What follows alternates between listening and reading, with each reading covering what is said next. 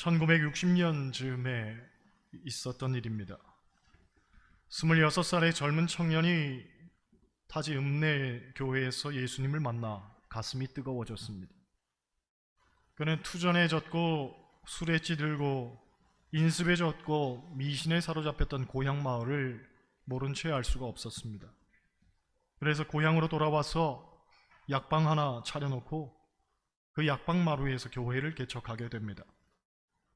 당시 어른 교인은 하나도 없었고 초등학교를 갓 졸업한 아이들 몇 명뿐이었습니다.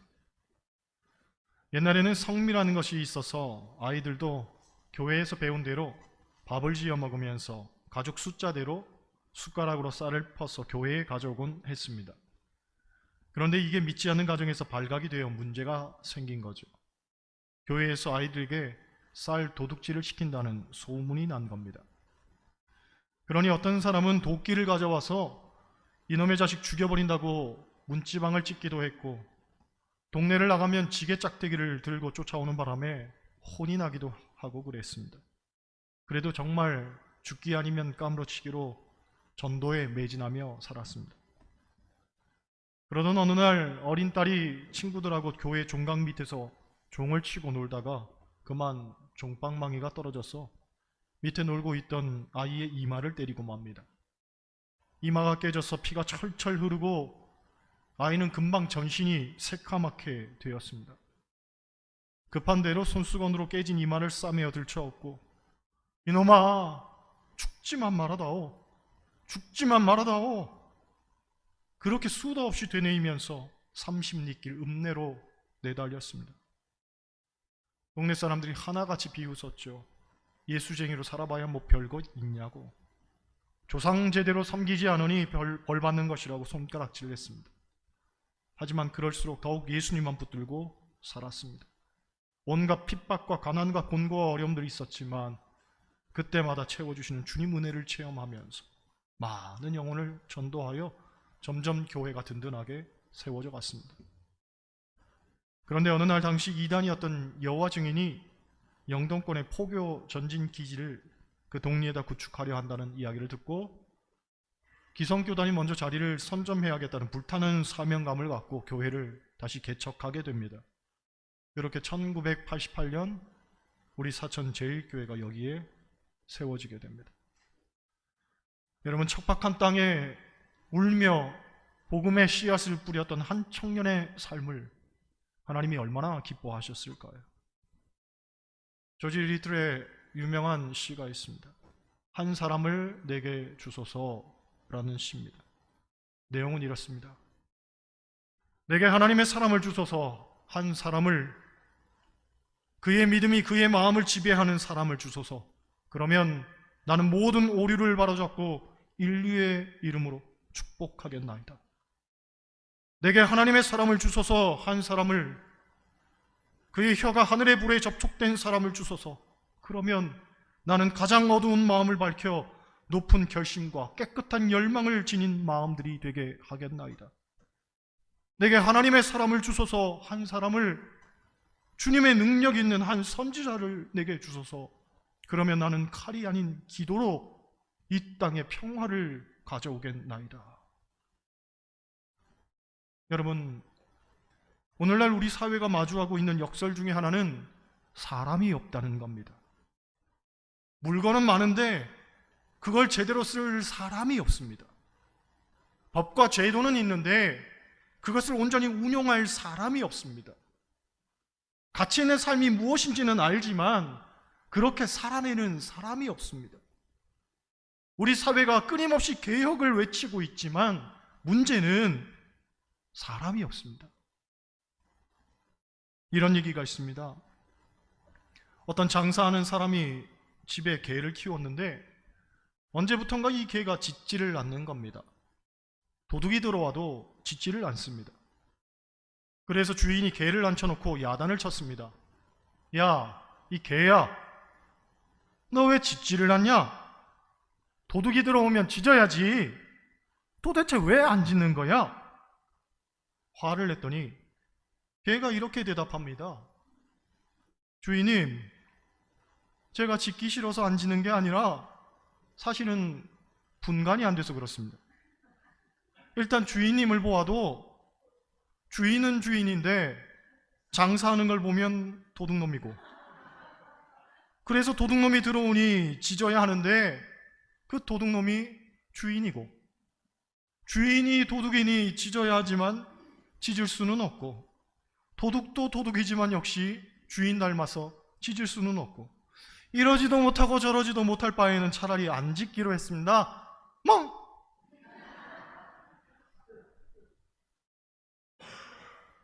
결국 믿을 만한 사람, 정직한 사람 찾기가 어렵다는 오늘날의 시대를 풍자하는 그런 이야기죠.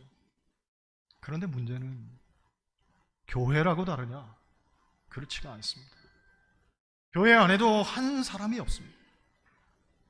우리가 신앙생활 가리켜서 나는 죽고 예수로 사는 일이라고 하는데, 그런 면에서 보면 신앙생활은 일단은 죽는 게 제일입니다. 저마다 죽어져야 하는 것이 교회죠. 하지만 주변에서 그렇게 사는 사람을 우리가 찾을 수 있습니까? 안타깝게도 도무지 찾기가 어렵습니다. 저마다 죽기는 싫고 어떻게 하든지 살아보겠다고 발버둥 치는 게 오늘날 교회가 마주하는 현실 아닙니까? 성경을 보면 하나님도 하나님 마음에 맞는 사람, 하나님의 일을 믿고 맡길 만한 사람이 없음을 탄식하십니다. 예레미야 5장 1절을 보면 이런 말씀이 있습니다. 너희는 예루살렘 거리로 빨리 다니며 그 넓은 거리에서 찾아보고 알라.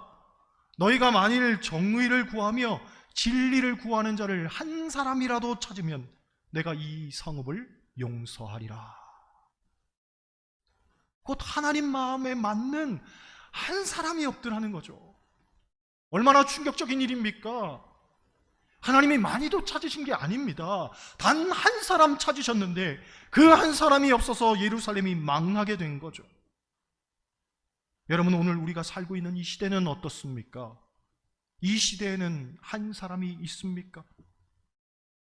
이 질문에 아마 누구도 자신할 수 없을 겁니다. 비록 우리가 오늘 믿음의 자리에 이렇게 와 있지만 과연 내가 하나님이 찾으시는 바로 그 한 사람인가? 라고 돌아볼 때에 자신 있게 감히 말할 수 있는 사람은 아무도 없는 거죠. 이런 상황에서 오늘 본문은 하나님이 찾으시는 사람은 어떤 사람인가에 대해서 예수님께서 우리에게 새로운 기준을 제시하는 말씀입니다. 본문의 배경은 이렇습니다. 예수님께서는 예루살렘에 올라가는 일에 있어서 임박한 십자가의 고난을 말씀하십니다. 그런데 그때 세베대의 아들들, 곧 야고보와 요한의 어머니가 예수님의 십자가에 대해서는 전혀 관심 맡기고 오히려 주님의 영광을 얻을 때에 우리 아들 하나는 주의 우편에 하나는 주의 좌편에 앉게 해달라고 부탁을 합니다. 그런데 이 청탁하는 소리를 다른 제자들도 듣게 되죠. 그래서 야고보와 요한에 대해서 분이 여겼다고 합니다. 즉 제자들 사이에 자리 경쟁에 대한 다툼이 생겨난 거죠. 누가 자리를 차지할 거냐? 결국 누가 지배하는 권력을 가질 것이냐 하는 것이 그들의 관심사였습니다. 와중에 이 모습을 본 예수님께서 제자들을 불러 하신 말씀이 오늘 본문입니다. 28절 말씀 한번 보겠습니다. 28절 같이 읽습니다. 인자가 온 것은 섬김을 받으려 함이 아니라 도리어 섬기려 하고 자기 목숨을 많은 사람의 대속물로 주려 함이니라. 아멘. 예수님은 당신이 오신 이유가 다른 이들을 섬기려 할 뿐 아니라 그 섬김의 궁극은 자기 목숨조차도 많은 사람의 대속물로 주기 위함이라고 말씀하시면서 결국 제자들도 섬기는 자가 되어야 함을 가르쳐 주시죠. 그리고 그 섬김은 정말 생명을 건 섬김까지 나아가야 한다는 것을 말씀하시는 겁니다. 사실 섬김은 과거에도 그랬지만 오늘날 우리 시대의 화두는 아닙니다. 게다가 우리 시대는 권리에 대한 절대적 욕구가 우선하는 사회입니다. 예를 들어 오늘을 사는 우리에게 마땅하다, 당연하단 말 아주 익숙한 단어죠. 특히나 이것은 내가 가진 권리를 행사할 때 사용하는 보편적 언어입니다. 이걸 가장 여실히 들여다볼 수 있는 말 가운데 하나가 손님은 왕이다, 이 말이라고 저는 생각합니다. 이 말은 우리 사회에서 당연하게 인식되어 온 그동안의 일반적 정서죠. 손님을 왕처럼 잘 섬기겠다, 섬김에 대한 이야기였단 말이죠. 그런데 언제부턴가 손님 가운데 진짜로 왕의 권리를 행사하려는 사람들이 생겨났습니다. 그들은 되지도 않는 요구를 하면서도 그거에 당연하고도 마땅한 권리라고 생각하는 거죠. 권리의 개념으로 이게 바뀌어버린 거예요. 며칠 전 뉴스를 보니 강릉의 어떤 편의점에서 일어난 일을 사건화합니다. 어느 부부가 아이를 데리고 편의점에 들어와 물건을 사려 했습니다. 그런데 어린아이가 편의점 매대를 계속 발로 차고 다니는 거죠. 그 모습을 본 점주가 그러지 말라고 아이에게 야단을 쳤습니다. 이런 상황에서 우리가 기대하는 부모의 모습은 아이 단돌이 제대로 하고 점주에게 사과하는 일입니다. 그러면 끝날 문제 아니겠습니까? 그런데 이 젊은 부부는 왜 우리 아이에게 소리 지르고 왜 우리 아이 기죽이냐면서 물건을 집어 던졌습니다. 엄밀히 보면 이건 권리의 문제도 아니고 상식의 문제라고 봅니다. 상식의 문제. 그런데 우리가 생각하는 이 상식조차도 지금 허물어져 가는 거죠. 저는 과연 이런 시대 속에서, 즉 상식조차 통하지 않는 시대를 사는 사람들에게 섬김을 말한다는 것이 얼마나 서로에게 받아들여질 수 있는 일일까 고민을 해보았습니다. 사실 교회도 그렇죠. 교회는 주님의 교회고 우리는 주님의 부르심을 받은 청지기라고 하는데, 청지기가 청지기로서의 사명을 감당하려 하기보다는 오히려 자기 권리를 내세우려고 하는 것이 오늘날 교회 안에 내밀한 모습 아니겠습니까? 여러분, 신앙생활은 권리를 누리려고 하는 것이 아니라 권리조차도 포기하려고 하는 거죠. 즉 신앙생활은 자기 의의를 충족시키는 것이 아니라 나는 죽고 예수로 살기 위해서 하는 거란 말이죠. 그러니 마땅한 건 없잖아요. 다 내려놓아야 하잖아요. 오직 주님께 순종하고 맡기고 사는 것이 신앙생활 아니겠습니까? 세상에서는 마땅한 것이 자기 권리일 뿐더러 생각해보면 어쩌면 자기 권력이 되기도 합니다.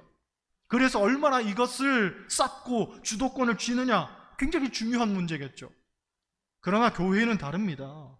얼마나 마땅한 것조차도 포기할 수 있느냐, 얼마나 당연한 것조차도 희생할 수 있느냐, 이것이 영적 권력의 싸움 아닙니까? 그러므로 우리가 교회에서 정말 힘있는 사람이 되고 싶다면 자꾸 내려놓고 자꾸 포기하고 더 많이 이해하고 더 많이 섬길 줄 알아야 되는 거죠. 할렐루야. 이 영적 권력의 진수가 성경에서 예수님이 제자들의 발을 씻어주신 사건이라고 저는 생각합니다. 팔레스타인 흙길을 이리 거닐고 저리 거닐다 보면 발바닥은 아주 더럽고 지저분해집니다. 그 발을 갖고 남의 집에 들어가는 것 결례가 되기 때문에 집집마다 현관에는 발 씻는 물동이를 비치해 놓았고 부유한 집에서는 발 씻는 종을 세워두었다고 합니다. 일반적으로 가장 하찮은 허드렛 일을 하는 종이 발 씻는 종이죠. 그런데 그 일을 우리 주님께서 하셨단 말이죠. 요한복음 13장을 보면 예수님은 이런 말씀하십니다. 내가 주와 선생이 되어 너희 발을 씻었으니 너희도 서로 발을 씻어주는 것이 옳으니라. 내가 너희에게 행한 것 같이 너희도 행하게 하려 본을 보였노라. 내가 주가 되고 내가 선생이 됐지만 발을 씻었다는 거예요. 이게 예수님의 마땅한 권리 행사의 모습이라는 거죠. 우리가 주님의 제자라면 마땅히 그렇게 살아야 된다는 거예요. 서로 발 씻어주며 살아야 되는 거죠. 여러분, 신앙생활을 표현하는 말이 여러 가지가 있지만 어떤 면에서는 서로 발 씻어주는 일이라고 말할 수 있습니다. 성경시대뿐만 아니라 지금도 사람의 가장 더러운 부분은 발입니다. 그 신앙생활이 서로 발 씻어주는 일이라고 할 때에 가장 더러운 것도 우리는 받아주고 감내해야 함을 의미합니다. 신앙생활이 좋은 사람들과 좋은 일만 겪으면서 사는 일이라고 생각해서는 오산입니다. 자고로 신앙생활은 십자가 지는 일입니다. 힘든 일입니다. 게다가 가장 더러운 발, 즉 그들의 수치와 허물을 우리가 함께 받아주고 씻어주고 닦아주는 게 신앙생활이란 말이죠. 이걸 도외시하고 섬김을 말한다는 건 어불성설이죠. 더럽고 귀찮은 일은 안 하려고 하면서 무슨 신앙생활을 말할 수 있단 말입니까? 그런데 주목할 만한 것은 예수님의 12 제자도 그랬다는 거죠. 그들도 십자가보다는 세상 권력을 탐했고 섬김의 자리보다는 다스림에 대한 욕구로 가득했습니다. 그런 그들을 예수님은 섬김의 자리로 초청하셔서 결국 예수님 닮은 사람들로 키워내셨죠. 과연 어떻게 이것이 가능할 수 있었겠습니까? 소위 인물은 태어나는 것이 아니라 만들어진다는 말이 있습니다. 섬김도 마찬가지라고 봅니다. 근본적으로 잘 섬기는 사람이 따로 있는 게 아니라 섬김도 자꾸 배우고 깨달아서 섬김의 자리로 나아가도록 도와줘야 되는 거죠. 앞서 말한 것처럼 예수님의 12제자들은 섬김과는 거리가 먼 사람들이었습니다. 그들 가운데는 평범한 사람도 있었지만 오히려 정말 자기 주장이 강하고 이기적인 사람들 더 많았단 말이죠. 예를 들어서 마태는 직업이 세리였습니다. 로마의 철학자 키케로에 의하면 로마에서 가장 비신사적인 직업은 고리대금업자와 세리였다는 기록이 있습니다. 이것이 당시 세리를 바라보는 대중들의 인식이었죠. 유대 사회에서도 마찬가지였습니다. 세리는 강도나 살인자와 같은 동급으로 취급받았습니다. 그래서 세리는 재판의 증인으로 설 수도 없었고 예배에 참석하는 것도 금지되었습니다. 성경의 기록을 보아도 세리는 유대인이면서도 이방인 취급을 받았고 창기와 죄인의 반열에 세워진 이들이었단 말이죠. 그러니 세리였던 마태는 절대로 세상이 요구하고 인정하는 인물상은 아니었던 겁니다. 그런데 그런 마태를 예수님은 제자로 삼은 거죠. 그리고 그를 끊임없이 믿음과 사랑으로 대하셨습니다. 전승에 의하면 마태는 아프리카 에티오피아에서 순교했다고 합니다. 그는 우리가 가진 성경 가운데 마태복음을 썼고 외경으로는 마태행전이라는 전도수기도 기록한 것으로 알려져 있습니다. 요컨대 세상이 버린 사람을 데려다가 예수님은 위대한 전도자로 또 예수님의 제자로 만들었다는 거죠.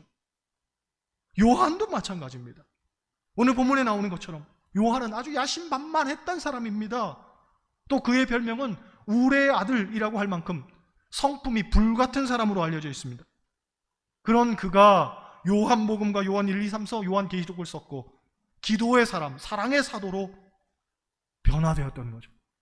우리가 좋아하는 말씀, 사랑하는 자들아 우리가 서로 사랑하자. 그 말씀 요한이 썼습니다. 울의 아들, 불같은 혈기를 갖고 있었던 그 사람이 사랑하자, 우리가 서로 사랑하자, 그 말을 썼단 말이죠. 성지순례를 가보면 벽화들이 많은데 그 많은 벽화 중에서 요한을 알아보는 건 아주 쉽습니다. 이마에 혹을 그려 넣은 사람이 요한입니다. 요한의 이마에 왜 혹이 있냐면 그가 항상 이마를 땅에 대고 하나님 앞에 끊임없이 기도했다고 전해져서 후대 사람들이 요한의 이미지를 떠올릴 때마다 그는 기도하는 사람이라면서 이마에 혹을 그려 넣었다고 합니다. 결국 울의 아들이 기도의 아들이 된 거죠. 울의 아들이 사랑의 아들이 되었단 말이죠. 예수님이 십자가에 달려 돌아가실 때에 어머니 마리아를 끝까지 모시도록 부탁한 사람도 요한이었잖아요. 그래서 에베소를 가면 사도 요한 기념교회와 마리아 기념교회가 가까이 붙어 있습니다. 주님이 그를 다듬으셨던 겁니다. 그런데 다시금 말씀드리지만 주님의 제자들을 다듬으셨던 방법을 우리가 분명히 알아야 합니다. 주님은 단 한 번도 제자들을 책망하지 않으셨습니다. 너 왜 그렇게 욕심부리며 사냐? 너 왜 그렇게 혈기 부리며 사냐? 왜 그렇게 이기적이고 자기중심적으로 사냐? 그런 말씀 한마디도 하지 않으셨습니다. 오히려 주님은 제자들의 발을 씻어주시고 그들을 끝까지 믿어주시고 주님을 부인하며 도망쳤던 제자들에게도 내가 나를 사랑하느냐 하고 사랑만 확인하셨단 말이죠. 그렇습니다. 교회는 그런 곳입니다. 그리고 그런 곳이 되어야 합니다. 교회는 훈계하고 책망하고 가르치는 곳이 아니라 오히려 끝까지 믿으며 섬기는 곳, 그런 곳이 되어야 하는 거죠. 이러쿵저러쿵 시시비비를 따지기보다는 사랑하고 또 사랑만 할 것을 확인하면 되는 겁니다. 뭐가 중요합니까? 여전히 그 마음속에 사랑이 있느냐? 여전히 지금 신앙생활 속에 사랑이 있느냐? 사랑을 할 거냐? 그것만 확인하면 될 것 아니겠습니까? 결국 이것을 통해서 스스로가 깨닫도록 도와주는 것이 교회인 거죠. 아무리 남이 감나라 대추나라 말해도 내가 깨닫지 못하면 안 되는 거죠. 깨달을 수 있도록 우리는 도와줘야 되는 거. 사무엘 브랭글이라는 구세군 사령관은 이런 말을 합니다. 인물은 승진에 의해 얻어지는 것이 아니라 기도와 눈물로 얻어진다. 인물은 희생의 걸음으로 성장한다. 바라기는 하나님이 찾으시는 한 사람, 진심으로 이웃과 교회를 섬기기 원하는 그 한 사람, 어떤 상황 속에서도 다른 어떤 말이 아니라, 다른 어떤 생각이 아니라 오직 사랑만 하는 그 한 사람, 바로 저와 여러분 되시기를 주님의 이름으로 간절히 축원합니다.